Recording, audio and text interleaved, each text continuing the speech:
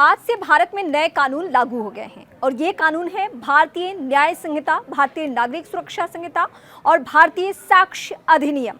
तीनों कानून दिसंबर 2023 में संसद में पास हुए थे। ये Indian penal code, criminal procedure code 1973 और इंडियन एविडेंस एक्ट 1875 की जगह लेने वाले हैं।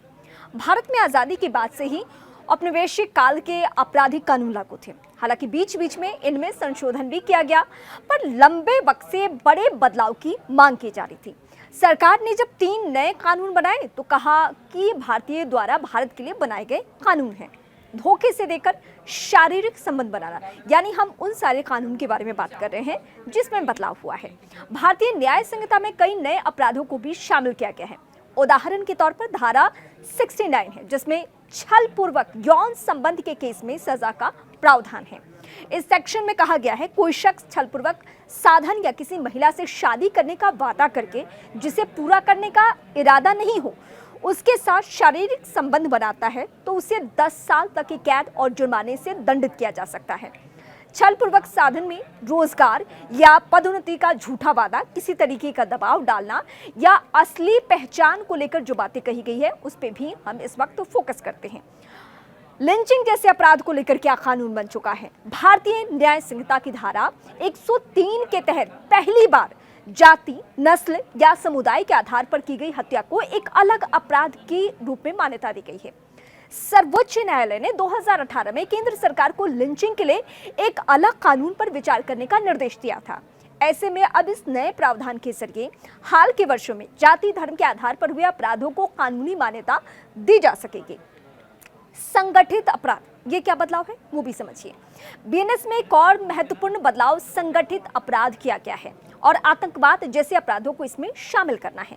इससे पहले ये अपराध अलग अलग कानूनों के दायरे में आते थे, जैसे आतंकवाद के लिए गैर कानूनी गतिविधियां अधिनियम या फिर यूएपीए और राज्य के अपने कानून जैसे महाराष्ट्र संगठित अपराध नियंत्रण अधिनियम। अब क्या बदला है? सुप्रीम कोर्ट बार एसोसिएशन के पूर्व सचिव रोहित पांडे से बातचीत जब की गई तो उनका क्या कहना है वो भी बताते हैं। नए आपराधिक कानून की सबसे महत्वपूर्ण बात यह है कि ये अपराधी की अब्सेंस में भी ट्रायल होगा। अपराधी देश छोड़कर भाग जाते हैं, ऐसे में उसके गुनाह का कोई हिसाब नहीं हो पाता था, अब ऐसा नहीं होने जा रहा है। इसके अलावा अब 0 एफआईआर करने के बाद 15 दिनों के अंदर संबंधित पुलिस स्टेशन को ट्रांसफर करना अनिवार्य हो जाएगा। इलेक्ट्रॉनिक मीडियम से समन देने की व्यवस्था की गई है। इसके अलावा बहुत सारे पीटी क्राइम के लिए कम्युनिटी सर्विस की व्यवस्था कर दी गई है।